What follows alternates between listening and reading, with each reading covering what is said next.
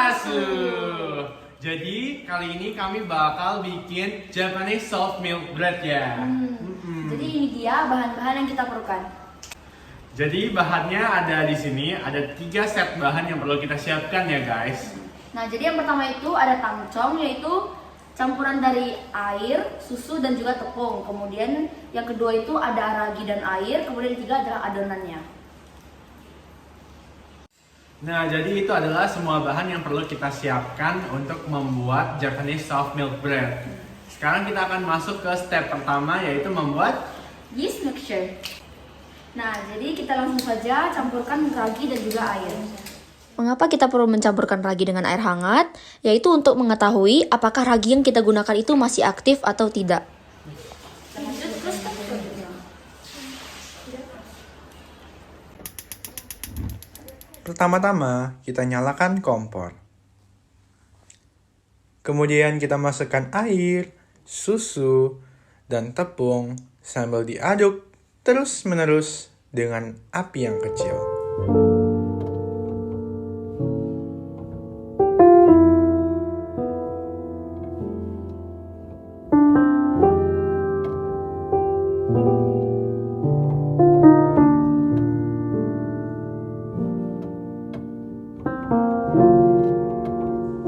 Setelah adonan tangcong sudah menggapai tekstur yang bisa diangkat semuanya, maka tangcong sudah siap untuk diangkat.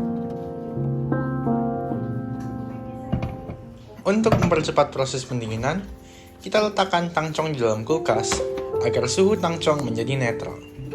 Oke, next kita masuk ke step terakhir, yaitu membuat adonan roti.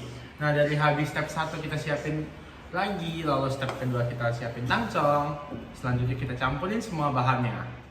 Jadi sekarang kita masukkan semua bahan-bahannya kecuali butter dan garam.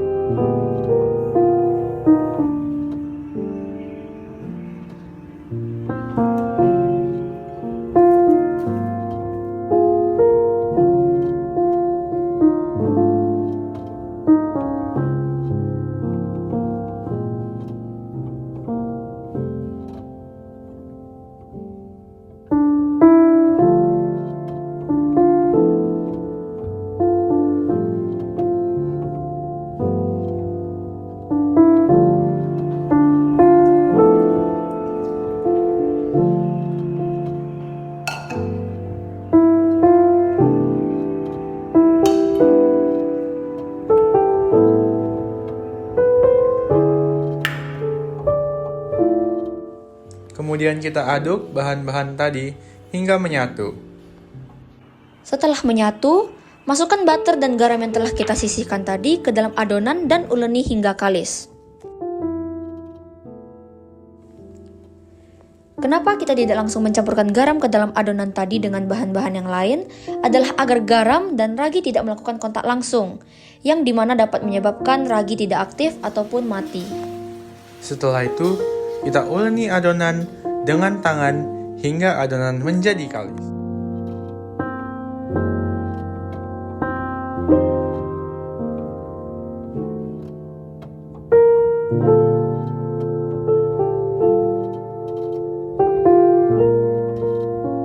Setelah adonan sudah cukup kalis, kita lanjutkan dengan teknik rounding. Setelah melakukan rounding, kita pindahkan adonan ke dalam wadah. Kemudian kita tutup wadah menggunakan kain untuk menjaga ketetapan suhu adonan. Oke, ini dia jadi adonan yang udah dibiarkan nge-proof selama kurang lebih 1,5 jam. Mari kita lihat perbedaannya. 1, 2, 3. Wah, kalian bisa lihat udah ngembang banget ya ini. Jadi kalau size-nya itu udah 2 kali lipat dari yang sebelumnya, itu pasti udah oke. Udah berhasil itu. Yuk kita. Wah. Oke, kita sekarang akan membagi adonan seberat 50 gram. Ya, benar sekali. Jadi kita bakal bikin tiap kecil-kecil 50 gram gitu ya. Oke, bagi terlebih dahulu.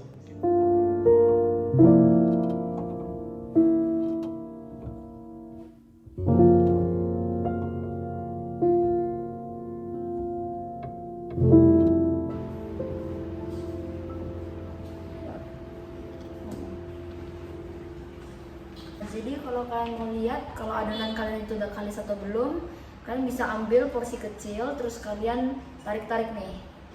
Kalau dia kalis elastis seperti ini, artinya adonan kalian udah kalis ya. Berarti itu akan menghasilkan roti yang lembut. Nah, kalian tekan-tekan pun dia nggak robek.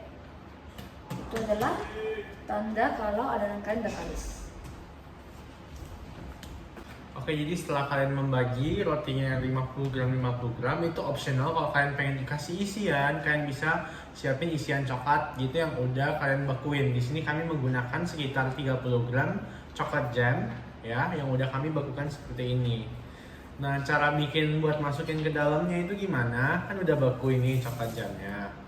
Lalu kita ratakan rotinya dengan menggunakan rolling pin. Kita ratakan sampai membentuk seperti ini. Jangan terlalu tipis ya guys, tapi jangan terlalu tebal juga. Oke, habis itu kita masukkan coklat yang sudah kita bekukan tadi ke tengah-tengah adonan yang sudah kita rollkan. Terus kita lipat.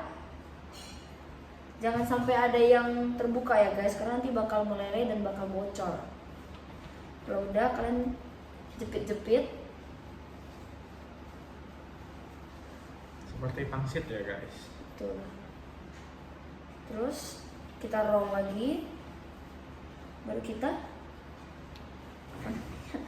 seret dia ke bawah kayak gini. Lihat aja metodenya. apa namanya? Nah, pokoknya kita rounding namanya. Rounding Ya. namanya. Jadi dibuletin. Nah, terus udah jadi seperti ini, kita masukin ke loyangnya. Ya. Lalu lanjut membuat step-step selanjutnya karena masih banyak banget roti yang bisa kita isikan.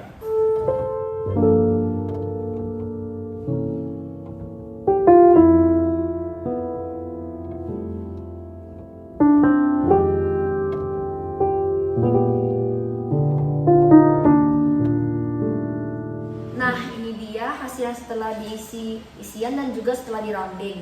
Sekarang kita bakal biarkan atau diamkan selama sekitar 30 menit. Kemudian kita panggang di suhu 175 derajat selama 15 menit. Jangan lupa ditutup agar menjaga suhunya. Ya. Oh ya, jangan lupa juga ovennya itu di preheat selama 30 menit agar suhu di dalam oven itu stabil dan juga bakal menyebar secara rata. Nah, jadi ini adalah hasil dari kita resting selama 30 menit. Kita buka kali ya bareng-bareng. 1, 2, 3. Wah, ukurannya menjadi lebih banyak atau mungkin 2 kali lipat ya guys. Sama seperti sebelumnya, nggak perlu 1,5 jam, tapi kita cuman perlu resting setengah jam karena tadi udah di resting ya. Lalu sebenarnya udah kayak gini kalian bisa langsung aja bake. Cuman kayak kalau mau bikin lebih kilat itu kalian bisa pakai egg wash. Nah, kami bakal kasih egg wash, di mana egg wash ini merupakan kombinasi 1 butir telur dengan sebuah butter. Butternya itu kalian mau pakai gimana, mau berapa banyak itu menyesuaikan saja. Kita oles bareng-bareng ya.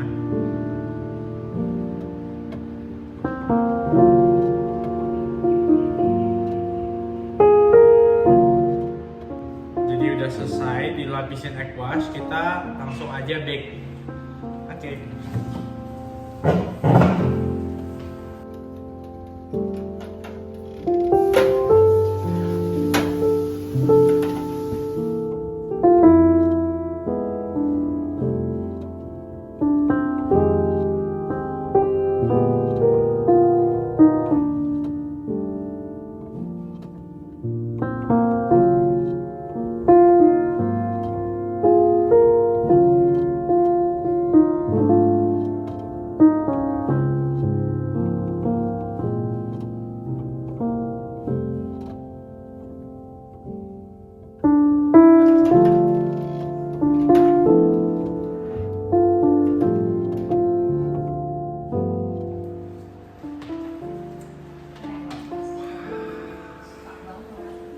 Nah, ini dia roti hasil kita bake selama 15 menit. Kalian bisa lihat.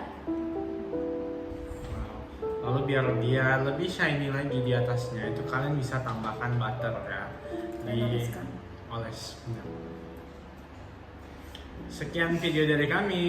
Terima kasih. Terima kasih. Bye. Bye bye.